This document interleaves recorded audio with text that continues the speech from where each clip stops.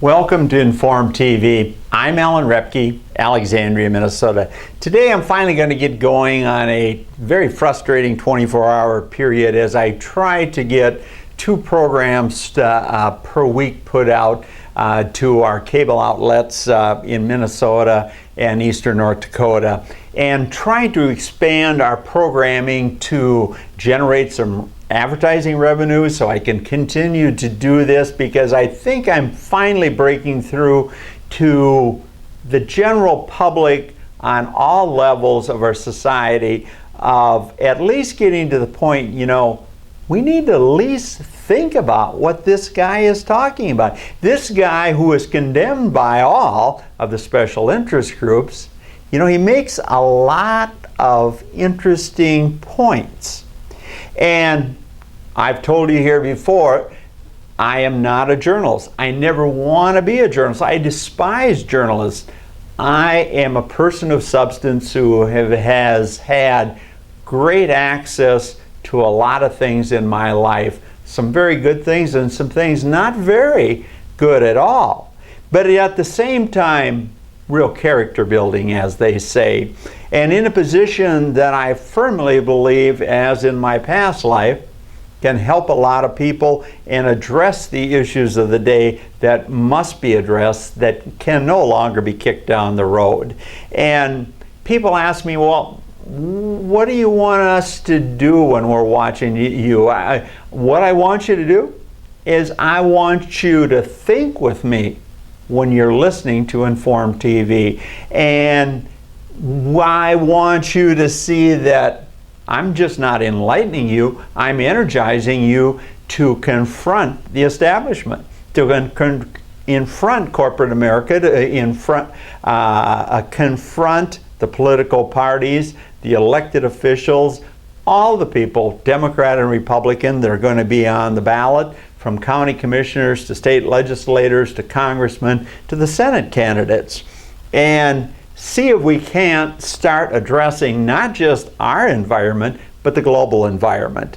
And obviously, with this week, George Soros, the big world speculator, has talked about that we're taping this on the 26th day of June 2012, and we're going to look at an audit of 3 prominent farm families in Minnesota and see if this new farm bill that was just passed by the Senate really takes care of those people, these 3 prominent farm families, or we're still giving them way too much.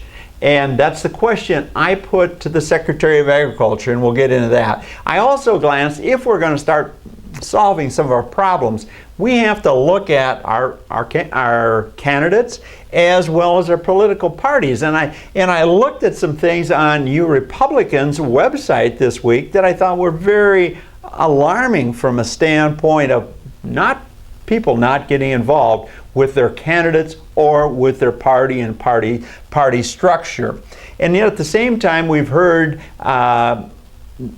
3 of the major Twin City networks anywhere talked about the price of gas. So, well, the price of gas here in Minnesota traditionally has been lower than the national average. Now it's been about 17, 18 cents a gallon higher. We're going to touch on that. But if you look through our previous programs, we showed you what our elected officials could have and should have been doing to see that it stays that way. And yet at the same time, the Tesla electric car came out, and as I promoted here, and I'm soon going to throw this Chevy Volt program together, because I think I'm getting a little better at editing the film footage I have on that, but it's still a work in progress, where electric cars are our future. And electric cars are the thing we have to see that energy costs stay in line. But first and foremost, as we have the meltdown, the continual meltdown of the European situation, I think there's going to be mass defaults in Europe come heck or high water. It's not avoidable. The Germans are not going to pick up. If you go back to our previous program, I think we should stick it to the grease big time. We cannot let any of those European countries come back with their garbage currencies. If they don't take the euro, they take the US dollar. In the case of Greece, I said we need a Mediterranean port anyway. Let's take them over as a US territory with the potential to become a statehood. Just like I've said, we should be seriously looking at widening our footprint with our free trade zone, known by some as a Canadian government, and making Castro's Cuba another state.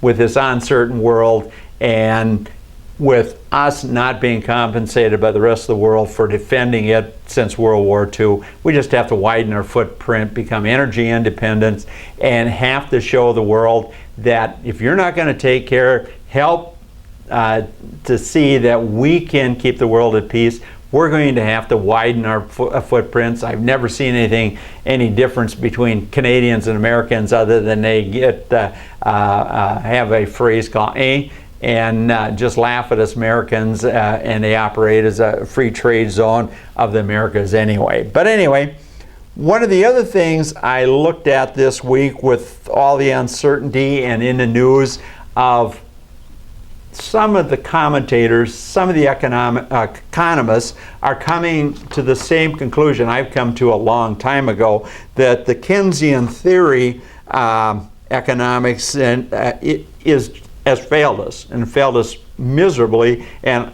even failed us during the Great Depression. And now when we've faced the Great Depression too, we can't have it the guiding light. Just old hardcore economics of take your beating and start over with sound economics, and let these houses be devalued, get a true housing program for these older houses, maximum 15-year mortgage. The 30-year mortgage situation has failed us other than in new houses, and understand this failed Keynesian economic theory.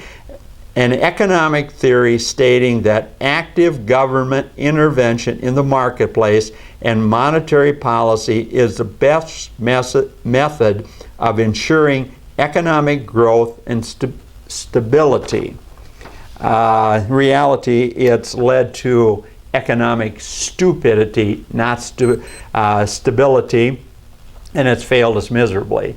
And in a capitalistic society, things have to fail, and government policy has to constantly be adjusting and making sure that sound policy is in place, not some Keynesian theory or government involvement. You have to see the players of the market are rewarded when they do things properly. That's capitalism.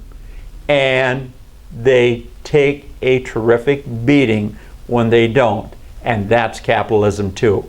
We cannot have this socialistic Keynesian theory that has rewarded the big shots when they make mistakes, and at this point in time when people get behind on a home mortgage that they should have never got drug in the first place in these old houses in rural America and our inner cities are thrown out in the street, and those same buyers of the Keynesian theory say, well, we got to let the marketplace work. But we don't have to make the marketplace work for them. Yes, we do.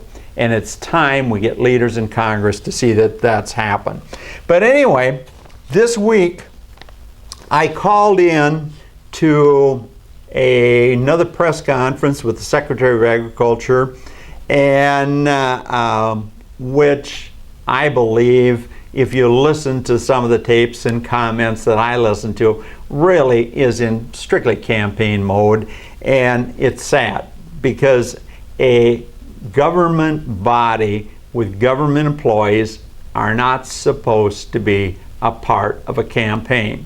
And whether the Republicans or Democrats, and the Republicans, when they've been head of control of the White House, are just as guilty as the Obama administration now, and it should stop, period. But here's what I was looking at when they talked about this reprogramming. If you go back to our website, informtv.com, and you see a picture of a corn dryer right over here in Garfield, Minnesota, you can see how we gave them $50,000, that farmer-owned cooperative, enjoying the best of times. They've had incredible times since 2006, yet we're still showering with money, and now the new Farm Bill is going to address some of that. But we want to see, and we want to see by audit, not by political input like we're having right now. But anyway, this rural development reprogram, the Secretary sent out some interesting information at a time when we here at Inform TV understand that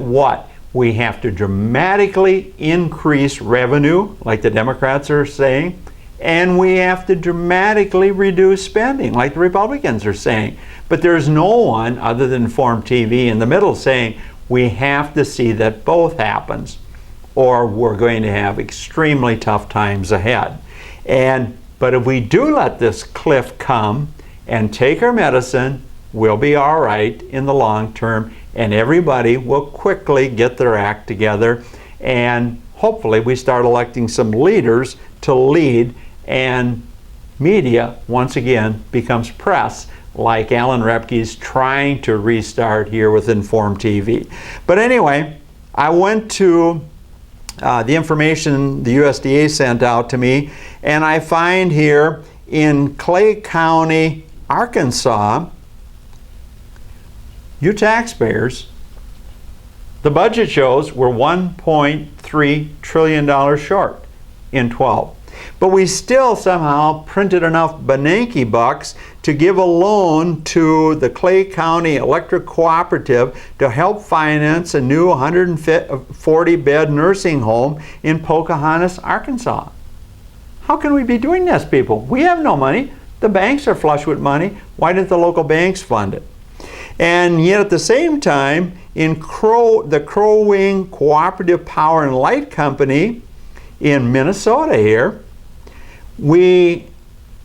USDA borrowed $375,000 to them to help finance technology advances, new equipment, and capacity expansion in a thermal-formed plastic product manufacturer. Consolidated Telephone Company also got $375,000 loan to help finance technology advancement, new equipment in this thermoplastic company. Just think of that, people. And there's item after item here in North Carolina to construct a $1 million loan to construct a wastewater treatment plant. And the thing that really catches you, though, is grant money. Of simply giving money out that we don't have, whether it's Republican money or Democratic money, we know we don't have it. But the Algona Municipal Utilities there, they were given a $300,000 grant to help finance the construction of the County Agriculture Motor Sports Museum in Algona, Iowa. How can we allow that kind of stuff to happen, people? And yet here in Minnesota, Beltrami Electric Cooperative got $195,000 to help fund infrastructure improvements in the industrial park in Walker, Minnesota. Just think of that. And when we look at North Dakota, Bowman County Development Corporation got $73,000 to purchase a digital theater equipment to lease to the Bowman Theater. And Maddock Opera House in North Dakota, Mandock, got $62,000 grant for some things in the Opera House. Where and how? What do we have to do to send the message to our senators and congressmen and our president and cabinet members like Vilsack? We don't have the money to do all this stuff. And yet at the same time, I called in a question and waited a day and a half to get back a simple tape of the question or response from the Secretary of Agriculture. Finally got it. I've got it here, but I don't think you can hear it. But anyway, here's the question that I know you can hear if I get my mic in the right position here, to see that what I asked the Secretary of Agriculture when it came to 3 prominent farm families in Minnesota. Listen to this. It relates to 3 families that I know well that clearly don't need any more government money, have got way too much already. But listen to this.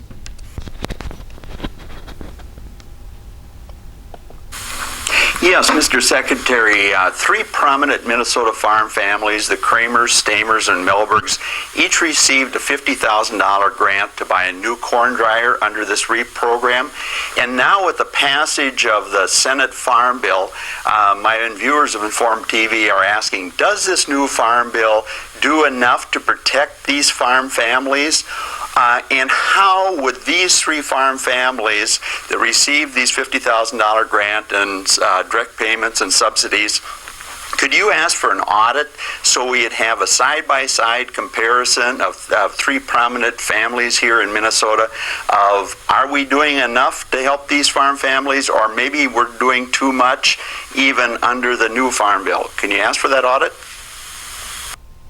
Well, the response the Secretary gave me, and unfortunately I do have it on tape here, but they didn't give it in a real player form that I can easily move ahead. But his basic response was that I don't think an audit would be appropriate, and unfortunately whenever you call in the guys, you never know they're going to cut you off or what takes place, so you try to keep the question as concise as possible. But what I was getting at was this, and if he's the Secretary of Agriculture or any of the other press people, if they really know their business, should understand what I was getting at. And here's what we as taxpayers must get at. The Senate has passed a new farm bill that has some restrictions on crop insurance subsidies, and unfortunately I said direct payments and subsidies rather than crop insurance subsidies, but the Secretary knows what I'm talking about. And what I'm asking, and what I'm asking you to demand of both the media outlets in this region of the country as well as your congressmen and senators, is that we would use these 3 prominent farm families, the Kramers, the Melbergs, and the Stamers, of laying out an audited report to the taxpayer of, under the 2008 Farm Bill, what did they get in direct payments as well as this REAP program. Now, I said $50,000. One of the families may only got $38,000 grant, but you see where I'm coming from. Still a huge amount of money for people with likely a very good balance sheet, a very good net worth, and a very good income, way ahead of the average citizen in rural America. But what I'm trying to get at, before we let the House go forward, we should take these 3 prominent farm families that have been enjoying the best of times in huge amounts of subsidy, direct payments under Freedom Farm concept that we're still under, as well as crop insurance subsidies, that in some of the members of these prominent farm families at least, their operations have grown and grown and grown to literally thousands and maybe even 10,000s of acres. And yet we, the taxpayer, is still paying 60% of their crop insurance subsidies. And of these 3 prominent farm families, respected people in our community, that's why I mentioned the 3 names. Let's see that Colin Peterson and the rest of the Minnesota and North Dakota delegation lay out these 3 farm families of what they received in direct payments and crop insurance subsidies under the 2008 Farm Bill, and what they're likely to receive under the Senate version of a Farm Bill. I think your eyes will be this big, people, if you see what some of the subsidies for crop insurance were to these farm families in just the last 5 years. And I think you'll agree with me, we have to eliminate direct payments, which will save the taxpayer not $23 billion, which the Senate Farm Bill said they're going to save. It will easily save us $50 billion direct payments. And if the federal government gets out of the crop insurance business or takes it over, like I recommended to the Farm Service Agency Union a couple years ago, and now recently they paid a big fee to Informa Economics to tell them the same thing I had told them, where we could save the taxpayer a minimum of $2 to $3 billion a year if they just run it. In fact, over time it would be a profit center for the federal government. And let's just lay some side-by-side comparisons out. Let's use 3 farm families. And why not? The farmer said that probably wouldn't be the best way.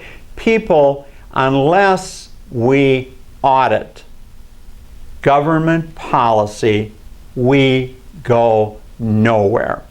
We have allowed for far too long both the Republican and Democratic elected officials to tell us generalities about what's going on, rather than looking at audited numbers of the balance sheets of these 3 farm families who branched out with sons and grandsons and whatever in the farming end, and look at what, just a snapshot of those 3 farm families and the members in that, to take a look at what they're getting in federal crop insurance subsidies as well as direct payments. It's the only way we can address the mess.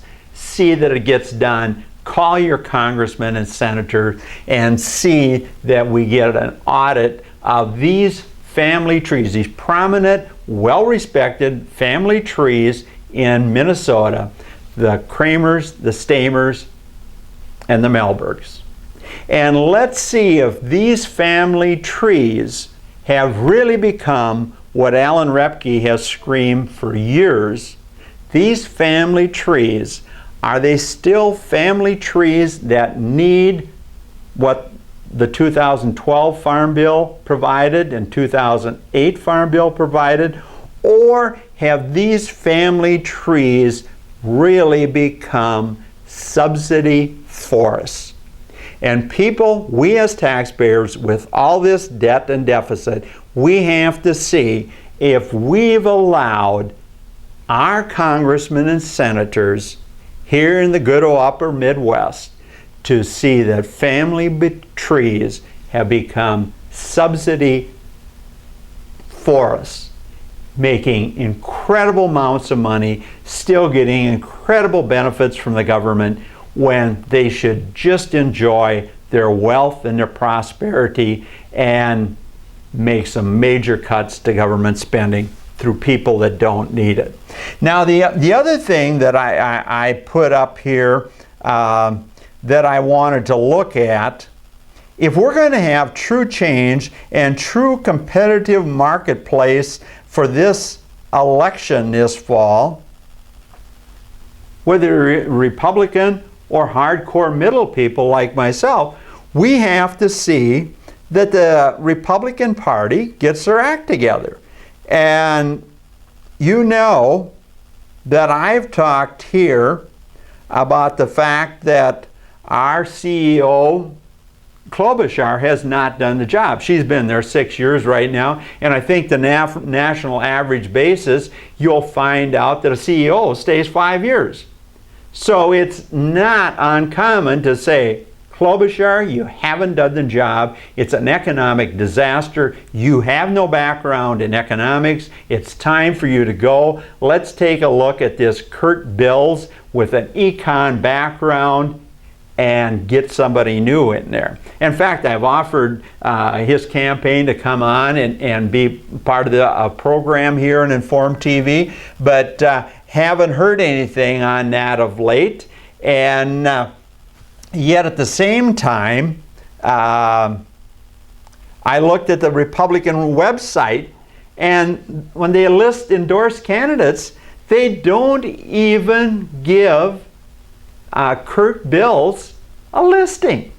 And you Republicans are so cheap and so tight that when I go to Kurt Bills' website and want to call him to see if they want to come on this program and let him talk economics face to face here, the phone number that's listed on his website is disconnected. How can you Republicans tell us you're doing the job for the people of Minnesota and the nation if you're not supporting a candidate who won endorsement? And there is no question in my mind, the most important candidate on the ballot in Minnesota is Kurt Bills, because we finally have somebody that has potential. Now, I talked to him, I said, Ron Paul, I follow and agree with a lot of the things economics he stands for, but I don't believe in the isolationism. But the person I talked to about a week or so ago said, well, he will agree with you on that. He's not an isolationist either. So Republicans, get the message out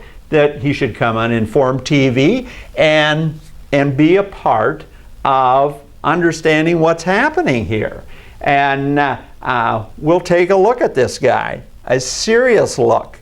And yet at the same time, what was the other subject matter I wanted to cover here? As my battery is wearing down, I forgot to plug in that and connect it up to the line here, is the price of gasoline. And we've had our three incompetent networks here in Minnesota talk about the price of gasoline, why it's higher. Well, there's a lot of reasons why, but one of the key things is we just haven't tapped in to that crude oil coming out of the Bakken. Unfortunately, we had people like Bill Ingebrigtsen that was chasing around and looking at whether we should change the fishing season or not, rather than looking at what are we going to do to see that we have crude oil coming in here to our refineries in Minnesota. And the refineries in Chicago can't play games with us like some of these TV reports were talking.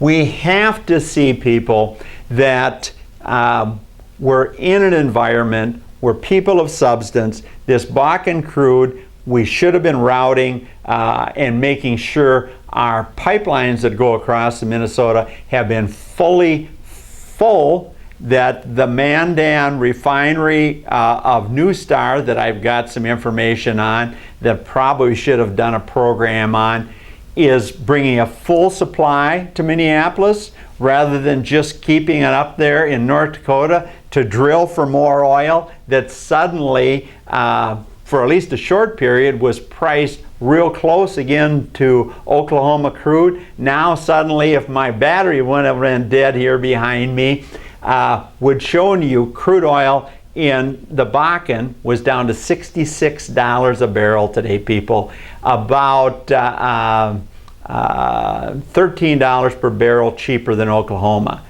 And if you look at a previous program that I did on the Bakken, you'll see that we have this cheap crude oil here, but we have no way to bring it to Minnesota. And our legislature, rather than looking out for the Vikings the whole session, should have been looking out for who? The people of Minnesota, to see that we either made sure that these pipelines in Minnesota are true utilities rather than super profit centers for our gasoline companies, stations, our oil companies, our pipeline companies, rather, and see that these firms are serving the people, or these pipelines are serving the people. Well, we've got a little technical difficulty in the background, but I think you get your my drift from here at Informed TV, and we appreciate you watching Informed TV. We want you to pass Informed TV on to your friends and neighbors around the state in the upper Midwest here, and think when you listen to Inform TV. Don't just listen. Thanks for listening. I'm Alan Repke, Alexandria, Minnesota.